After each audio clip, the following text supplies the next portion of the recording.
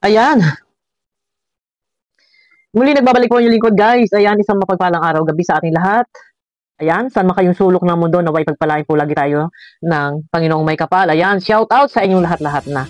And sa Team Bupil, ayan, mega love shout out sa inyong lahat dyan. Iwas stress kayo dyan ha.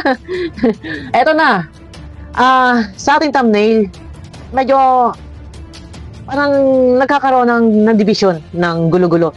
Eto ha, bakit, at ang tanong ko dyan sa aking thumbnail, bakit hindi na nagla-live si Carla 3 weeks ago na? So, mag-iisang buwan nang hindi nagla-live. Sayang naman. Sayang naman ang kanyang channel. At hindi naman lingid sa inyong kaalaman na si Carla ngayon nakasweldo na. So, ang laki ng kanyang sinahod. Pero nakakapagtaka, wala namang problema po ang kanyang channel at meron namang ads. Bakit po hindi na nagla-live? Pwede po kayo mag-comment guys. At para makakuha tayo ng ating mga idea, opinion. Ano po? Iwasan lang pong mangbabas. At topic natin ngayon, ito si Carla. Bakit po merong mga mangilang-ilang mga usapin sa pagitan ng reactor kay nag-reaction sa Jomcar, and ito na nga isa din yung kay Ate Malo, no, na naging reaction. Pero dito nagkakaroon po ng division, ng nahahati, mga sponsor nahahati. Alam natin na merong founder ang Jomcar, si Founder Yang Mi. Bakit po nagkaroon ng bagong founder na itong si Kuya Nel daw? Yon.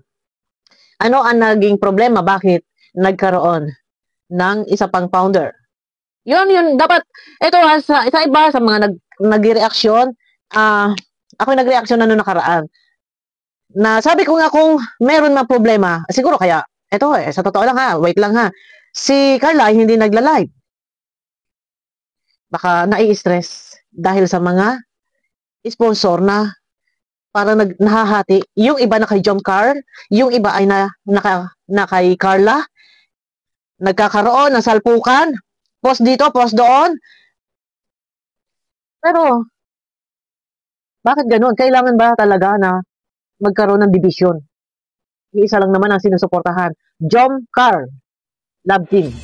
Pero bakit lumalabas na parang may division? No, isa pa nga dito na ayon sa aking sagap, si Kuya Nel ay founder na. Gaano katotoo? Paki-correct niyo ako guys. Founder na daw ng Jomcar. Gayong meron namang founder na. Founder pa dati si Yang Mi. Bakit? Naging dalawa. So, hindi din nagla-live si Carla.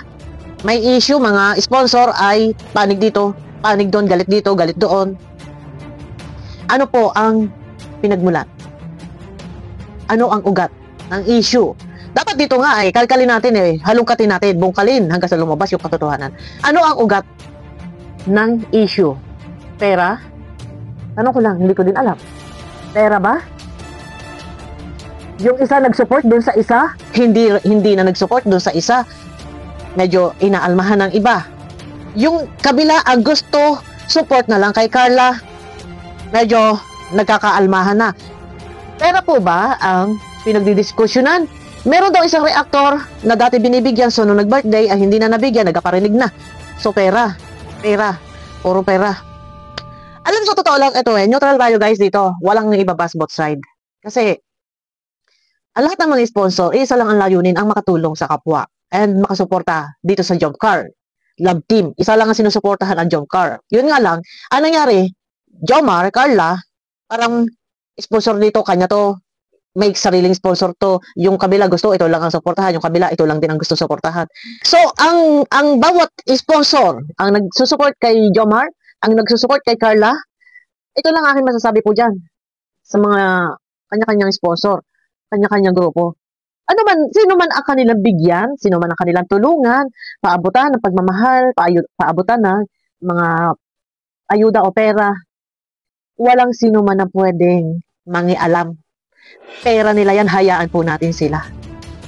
Ano? Ako din po ay may mga hawak din po akong mga sponsor sa Team Bupil. Pero kung sino man yung gusto nilang suportahan, kalat man ang kanilang pagtulong, wala akong pakialam. Sige lang po, maganda yan. At bahala na ang Panginoon na magbalik ng siksik-liglig, umaako na blessings. Yun po yung sa akin. Pero eto na, no, medyo nalalaot kasi nagkakaroon ng division, and si Kuya Jens nagsalita din, pero wala naman siyang pinapangalanan, no po. Wala siyang pinapangalanan. And dito sa kabila, ang mga post, nagpo-post sila. Nagpo-post sila laban sa mga sponsor. Hindi ko napapangalanan yung iba, pero shout out kay Ma'am Selma. Pinopost nila parang kasiraan ng isang sponsor. Alam niyo sa totoo lang, guys, sa mga supporters po ng John Carl, and higit sa lahat sa mga sponsor, alam niyo sa totoo lang, para sa akin, salamat po muna sa inyong effort na ginawa, sa mga tulong ninyo, pagmamahal sa beneficiary ng Kalingap, sa love team ng Kalingap. Alam niyo sa totoo lang, kung pera lang din po ang pinag-aawayan, dahil yung isa ay doon na suporta at yung isa ay doon ang gusto yun na lang ang suportahan, at yung ibang reactor ay ganito, gusto ay laging nakaganon, nakasahod. Alam niyo sa totoo lang, kung ang ugat lang po ng inyong pinag-aawayan ay purong pera at pagsuporta kung sino gusto suportahan, alam sa totoo lang, pera, napakahalaga ng pera, napaka-importante ng pera. Para sa akin, marami naman po ang pwedeng tulungan. Ito ay suggestion ko lang, no? Tulong sa iba. Doon sa vlog ni Kalinga Prab, yung tatlo magkakapatid na babae, 4 yun, may isang lalaki pa, yung tinaguriang para daw sumbe, deserve po nilang matulungan. Bakit po mag-aaway-away doon sa iisa lang naman ang sinusuportahan, kayong nakasupport na or meron na, kaysa sa pag-awayan pa yan, siguro stop na. Hindi na pwedeng magparinigan, maghati-hati, ito na lang yung susuportahan. Gayong ang inyo namang mga sinuportahan na po ay, kumbaga, hindi na natin nakikita or hindi na doon nasasalamin sa kanila yung kahirapan ng buhay. No, pwede naman na para iwas muna stress, iwas sa mga issue. Ang stress, kung araw-araw lagi nyo iniisip yung stress, nakakaranas kayo ng stress, napakahirap sa araw-araw. Pagka nakakaramdam kayo ng stress, pwede, pahinga muna doon sa inyong mga sinusuportahan, hanap muna ng ibang matutulungan. Yun, kasi ang kung layunin nyo po talaga is mayroon kayong damdamin o pusong matulungin. So, pahinga muna dyan para maiwas kayo doon sa stress. Tulong muna sa iba. Yun, tapos balik ulit. And hindi po dapat sana na nagkakaroon ng mga ganito. Parang nagkakaroon ng division. Naghahati-hati ka ang inyong mga suporta. No? Kung ang gusto ng isa, doon kay Jomar, irespeto at igalang. Dapat hindi na magpaparinigan at hindi na mag-aawayan, or yung isa ang gusto ay support. Doon kay Carla, irerespeto naman ng mga ibang sponsor. Pero bakit nga po may mga post na pinopost-post nila? Parang nagkakaroon ng parinigan. Bakit po naghahantong sa ganun? May mga galit ba naghahari? Samantalang isa lang naman po ang sinusuportahan. Iwasan pangunahan sa bawat isa na ika nga ay magsumbong-sumbong, lalo na magchuchu-chuchu. Kay Ate Malo. Ay nako. Yan na guys, at tayo nalihis, no? Ang akin lang, ang ating highlight ng topic dito, bakit si Carla ay hindi na nagbablog? Yan, sayang naman yung kanyang channel na napakaganda na recommendation ni YouTube. And ang laki ng tsansa na kumita ng malaki ulit sa pamamagitan ng unang-una ay views. Nakita sa views, and pangalawa, ang mga nagmamahal na sponsor ay naandyan at nagpapalipad, so may kita. So nakakapagtaka bakit hindi nagla-live. Gayong wala namang problema sa channel ni Carla at okay na, so busy. Yun, busy ba sa pag-aaral? Yun ang tanong. Or baka nai-stress na rin dahil hindi niya alam kung saan siya lulugar, kung sino ang kanyang papanigan, kung sino ang kanyang kakampihan sa pagitan ng mga nagkakaroon na ng dalawang grupo, ang mga sponsor. No? Kasi kumbaga, alam niyo sa totoo lang, ang higit na maapektahan po dito ay ang mag-agum. Bakit? Kasi yung mga nasuporta kay Carla ay galit kay Agum. Ay yung nasuporta kay Agum, galit na kay Carla. Meron bang ganun? Tanong ko lang. Wala ko sinabing galit talaga. Meron bang ganun na pangyayari? So, meron kasi lumalabas na isang sponsor na nagbabas daw kay Carla. Hindi na natin nilalabas dito yung screenshot. At yun naman ay matagal ng usapin yun. So, ang naapektuhan po itong dalawa. No? Naapektuhan itong dalawa. Kapag meron mga ganyan nagkakaroon po ng division, partition. Naku, Diyos ko. Ang hirap naman ito. Pero sabi ko nga sa inyo pagka ganyan na kayo ay may mga problema, simpleng problema lang, pwede naman yan na lutasin pag-usapan and huwag pakialaman yung ibang sponsor kung saan nila gustong magsuporta. Pag gusto magsuporta sa kabila kay Jomar, doon lang, hayaan natin. Kung bumili man yan ng lupa, pinabinila ng sponsor ng lupa, mas malaki yung kay Jomar, hayaan natin, wala tayong magagawa doon. Kung gusto naman ninyo, mas malaki pa yung sa isa, pwede naman ninyo po dagdagan para lumaki yung lupa niya. Pero ganun lang yun. Ganun lang yun, pero iwasan na magpo-post-post, lalo pat kasiraan, tapos nagsusumbong-sumbong. Ang sabi ko nga sa inyo, kung yung iba sumbong-sumbong sa mga reaktor, ang mangyayari po? Buti sana kung yung reactor is neutral, ibinabalanse or ina-analyze. Pero pag ang isang reactor ay one-sided, ito mahirap dito. No, i-neutral lang. Pag kami mga reactor, i-neutral, advice ang gagawin. Kasi, kung, yung isang, ito nga kaya nga mas maganda nga sana halongkatin ano bang pinagmulan ng kaguluhan? Bakit kailangan pang reaksyonan? Meron bang hinahabol? Ano hinahabol? Ng scam ba yun? Or nanira ba ng pagkatao yon? Or, yun nga, may perang mga hindi nakarating. Mga ganong tipo. Or itinakbo yung pera. Pagka ganun, pwede natin ito reaksyonan. Pero kung wala naman, siguro hindi na dapat kailangan pa pag-usapan. No? Kung tayo man ay nakikisali-sali, kasi hindi pa natatapos yung issue. Yung sa blind item ni Ate Malo, pero tapos ito nga, may mga nagkaroon na ng bagong founder, ang jump car. Pero sabi nga, yun daw ay kumbaga, solo lang daw yon. Hindi naman daw talaga ito nangangahulugan na, kumbaga ito ay pakikipagkompetensya doon sa isa, for example, kay Yang Mi. Hindi, kumbaga, meron lang gustong support, bumuo para, kumbaga, hindi ito pakikipagkompetensya. Isang grupo lang ito. Pero, yun nga, ang akin nga lang, medyo, ang mahirap kasi dito, pagka may ibang mga sponsor na gusto sumanib dito. For example, kay Kuya Nel, kasi powder na nga daw si Kuya Nel. Pag mayroong isang sponsor na gusto sumanib dito, so, syempre, ay welcome naman ang lahat, lalo pat kung ang motibo naman ni sponsor is pagtulong, makasupport. So, paano kung yung sponsor na gusto sumali dito ay nanggaling dito sa kabila, kay Yang Mi? So, doon magkakaroon ng mga issue. Oh, bakit ka umalis doon? Ay, naiinis ako. Ayaw ko na sa kanya kasi ganito, kaya dito na lang ako sa iyo. Ayun yung mga ganon. So, ano mararamdaman ng iba doon? Nung kabila, yan, si nagpunta na doon, tapos baka mamaya dito rin, chismisan, yun, yung mga usapin. Pero kung sa totoo lang, isa lang po ang sinusuportahan. Pero sa views, sa upload ni Kalinga Prab, magkakasama naman na nanonood, nagsusupport sa update na video ni Kalinga Prab sa jump card. Magkakasama sila. Kaya nga lang, pagdating na sa mga kapirahan, sa suportahan, ay watak-watak. Ang gusto ng isa, susuportahan yung isa. Ang gusto ng iba, ang susuportahan, focus lang dito. Pero sa video, iisa ang sinusuportahan. Pero salamat sa pagsuporta nyo sa mga upload video ni Kalinga Prab. Yun nga lang, pagdating na dito sa kapirahan, sa suportahan na magkabilang panig, ay naku, Diyos ko. Pero ito lang masasabi ko sa inyo. Siguro para sa akin, pag stress kayo, kasi mga ganyan, may mga post-post pa yung iba, pag stress kayo, ay lilihis, pahinga, tulong sa iba. Kasi kung ang layunin talaga ninyo ay may pusong pagtulong kayo, tulong muna sa iba. Yun deserve talagang tulungan.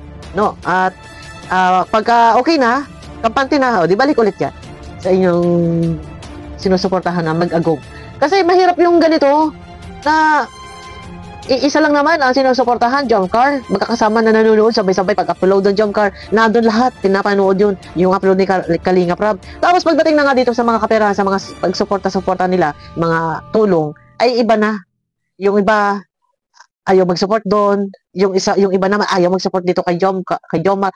Pero, yun sa akin, sa ibang reactor naman paalala, yung ating ibang kapwa reactor pag nag-react, for example, si Kuya Jens, no? Kung hindi naman ganoon, ka-big deal yung, kasi alam kong hindi na name drop or hindi na mention si Kuya Jens ng isang reactor, pero for example, ni Ate Malo.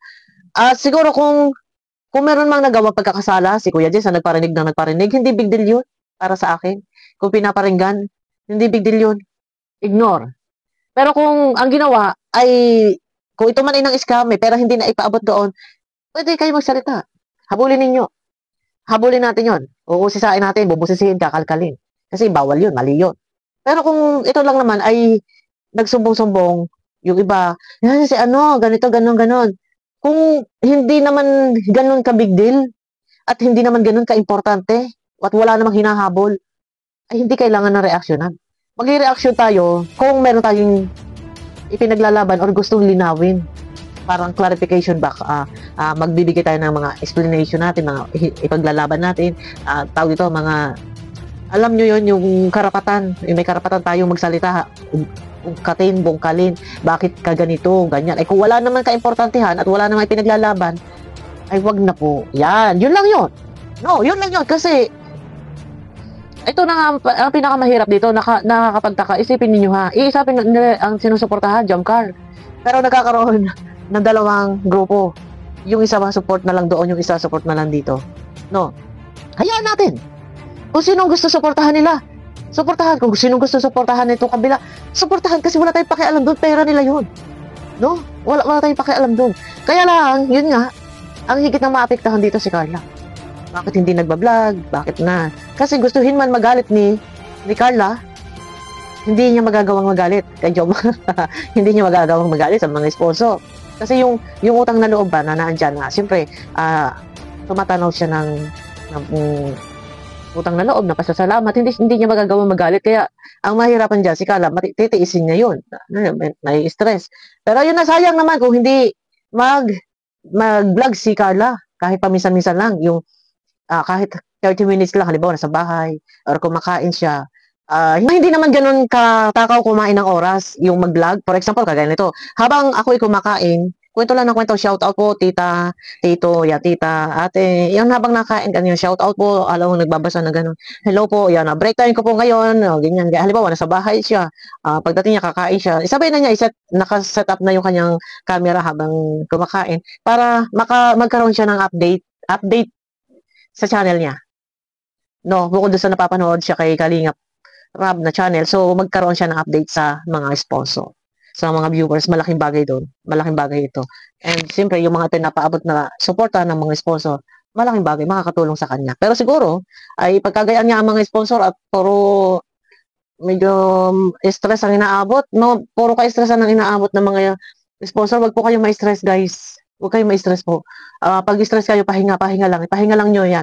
Hindi nyo kailangang i-focus yung sarili nyo sa mga ganyan ka-stressan. Kasi mahirap na mamuti ang ating mga bulbul dito. Buti ako, wala pang puti-puti eh. Yeah. Mahirap pag kami mga ka-stressan. May mga natubong mangilang-ilang puti, binubunot ko, yan. Pero sabi, bawal na bunutin. At pag kaya na daw ay tumubo, sumupang, ay may kasama ng mga 3 anak, 4 na anak. Pero ayaan natin, ganun talaga. Darating ang panahon na mauugpaw at mamumuti. Mamumuti ang ating buhok. Diyos ko, Ginoo. Shout out sa ating mga minamahal na sponsor dyan. Napakalaking bagay, guys. Pasalamatan natin itong mga sponsor ng Jamcar. At yung effort nila, yung pera nila ay binabahagi nila sa Kalingap ay dito sa mga beneficiary ng Kalingap. Napakalaking bagay niya. Love, love, love, love. Love, love, love. At kung kayo ay pagod na at stress, lihis, support muna sa iba. And then, pag okay na ulit, kalmado, balik. Ganun lang po. Kasi kung kayo sa black sa ka-stressan, sabi ko sa inyo, wrinkles ang aabutin natin dito.